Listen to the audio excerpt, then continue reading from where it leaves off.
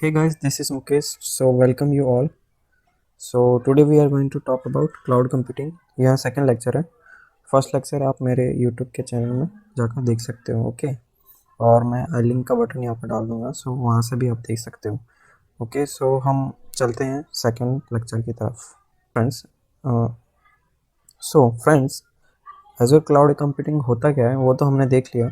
But अब deep learning कर रहे हैं तो आगे देखते हैं क्या होता है और क्या दिया हुआ है.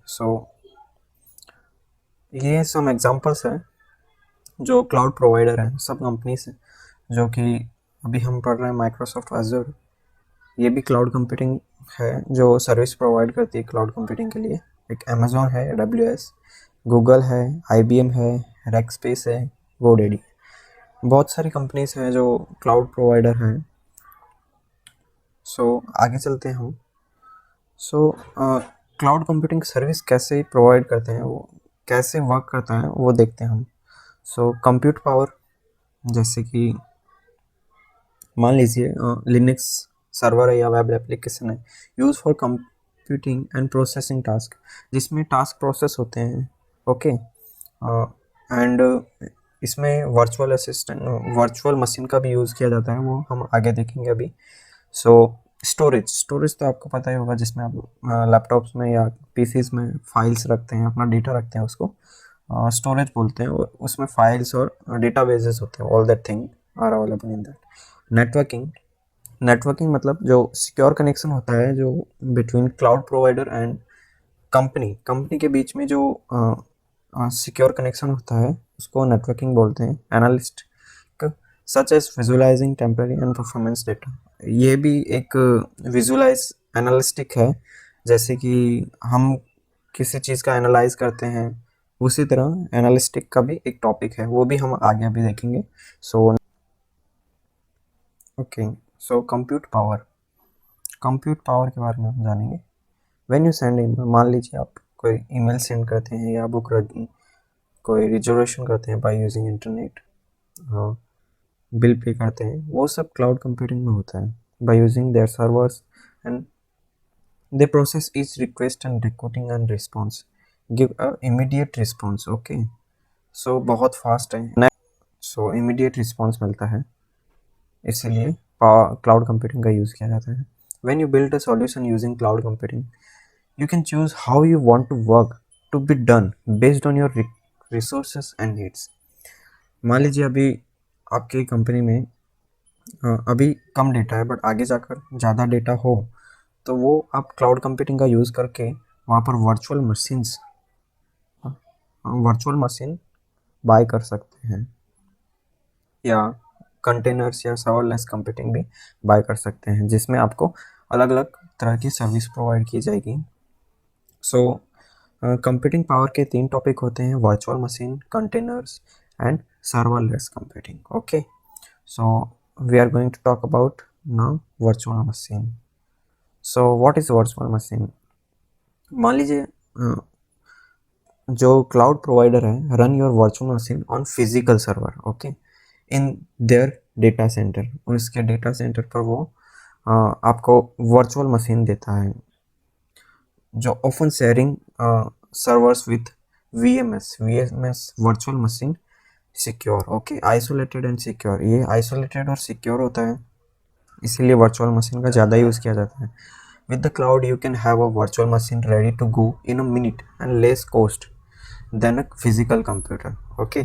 क्लाउड का यूज़ करते हैं तो वर्चुअल मशीन का जो वर्किंग होता है बहुत फास्ट होता है और लेस कॉस्ट होता है. आगे हम देखेंगे वर्चुअल मशीन के बारे में और भी डिस्कस करेंगे. The next is containers. अब containers provide a consistent isolated execution environment for application. They are similar to virtual machine. वो वर्चुअल मशीन जैसी है but don't require guest operating system. आपको नहीं पता होगा गेस्ट ऑपरेटिंग सिस्टम, अभी मैंने पढ़ाया नहीं है, बट आगे मैं बता दूंगा कि क्या होता है गेस्ट ऑपरेटिंग सिस्टम. कंटेनर में गेस्ट ऑपरेटिंग सिस्टम नहीं दिया जाता, बट वर्चुअल मशीन में गेस्ट ऑपरेटिंग सिस्टम दिया जाता है, इतना मान लीजिए. The application and all it depends on इस packages. into a container. Packages पे depends होता है. Then start runtime environment is used to execute the app. Okay, execute करने के लिए Docker use किया जाता है. Is one of the leading platform for managing container. Container को manage करने के लिए Docker का use किया जाता है. Okay, so इसके बारे में Docker के बारे में आपको जानना हो तो please comment me. I will make this video. Okay, so Docker क्या करता है? Container provide efficient, lightweight approach to application development because they allow different component of the application to develop independent into different container. Okay, different container में different application को develop करता है. तो इसमें multi containers को सिंगल कंटेनर में भी किया जा सकता है. ओके, और मान लीजिए आपको मूव ऑन करना है मशीन से, so we can move on between machines. So data can move on between machines. Okay, next is serverless computing. मतलब इसका पढ़ने से ही पता चल रहा है कि सर्वरलेस मतलब इसमें सर्वर नहीं है, लेस कंप्यूटिंग हो रहा है. Okay, so run application code without creating, configuring or maintaining a server. The core idea is that your application is run into separate functions that run when triggered by some actions. Okay, some actions लेंगे तो वो run होगा part. This is ideal to automate task. इसमें automatic होता है. For example, you can build a serverless process to automatically send an email confirmation after a customer make an online purchase. Okay, and from virtual machine isolate and containers is that you only pay for processing time use by each function as it executes.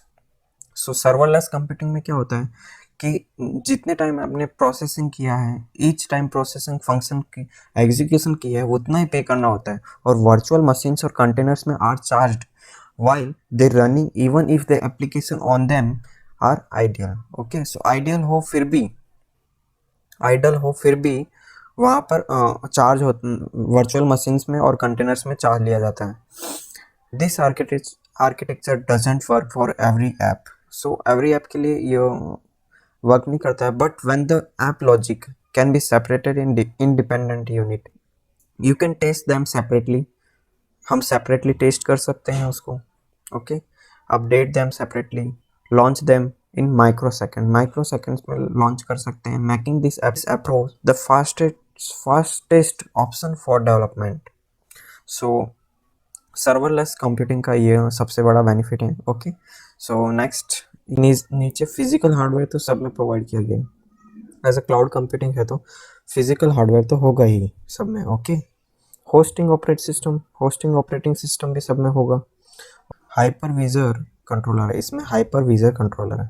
सो इसका बहुत ज़्यादा ध्यान रखना कि virtual machines में कौन सा control क्या यूज़ किया जाता है. सो हाइपरविजर कंट्रोलर यूज़ किया जाता है. कंटेनर में कंटेनर इंजन यूज़ किया जाता है. सर्वरलेस में सर्वरलेस रन टाइम यूज़ किया जाता है. On the top of that they are all are different from each other. Okay, so virtual machines में क्या होता है, लिनक्स और विंडोज़ दोनों में रन करता है. वर्चुअल हार्डवेयर है, इसमें ऐप्स प्रोवाइड किए जाते हैं. इन कॉन्ट्रास्ट कंटेनर में क्या किया जाता है, ऐप्स दिए जाते हैं बट इंडिपेंडेंट होते हैं. ओके, इसमें गेस्ट प्रोवाइड नहीं किया जाता है. कंटेनर में गेस्ट प्रोवाइड नहीं किया जाता, वर्चुअल मशीन में गेस्ट प्रोवाइड किया जाता है. In the contrast both of that, third serverless में फंक्शंस दिए जाते हैं. खाली फंक्शंस, ओनली फंक्शंस रन करेंगे तो बहुत लेस टाइम कवर करता है और बहुत फास्ट होता है. सो फंक्शंस है ना बहुत यूज़ किए जाते हैं सर्वरलेस में. इसमें फंक्शंस का ही वर्क होता है, इसमें कोई ऐप्स नहीं होते हैं. वर्चुअल मशीन और कंटेनर्स में ऐप्स होते हैं, सर्वरलेस में ऐप्स नहीं होते हैं. सर्वरलेस में फंक्शंस होते हैं, फंक्शंस रन करते हैं. और इसमें फंक्शंस जितने टाइम आपका फंक्शन रन करता है उतना ही आपको पे करना होता है. In contrast both of that we have to pay for that. Container के और वर्चुअल मशीन के दोनों के हमको पे करने पड़ते हैं. बट सर्वरलेस में ओनली फंक्शन कितनी टाइम रन कर रहा है उसी का पे करना होता है.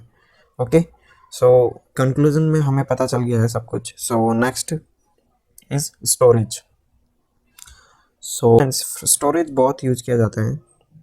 स्टोरेज का आपको पता ही होगा, आपके एंड्रॉयड फ़ोन में या आपके पीसी में जो हार्डवेयर या एंड्रॉयड में जो रैम जो मेमोरी होती है उसी को स्टोरेज बोला जाता है। Okay, so most devices are applications read and write data.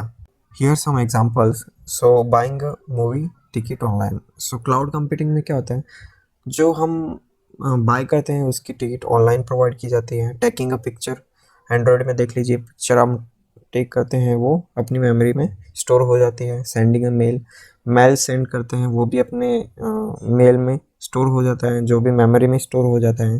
Provides a typically offers services that can handle all of this type of data. Okay, for example, if you want to store text or movie clips, you could use a file on disk. Okay, so अब cloud में file और disk का use किया जा सकता है।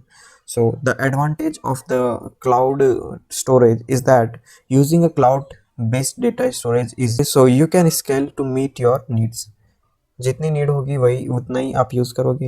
If you find that you need more space to store your movie clips, you can pay a little more and add to your available space. Okay, so हम physically नहीं करते add, but cloud में आप पे करोगे तो automatically अपना storage extend किया जा सकता है।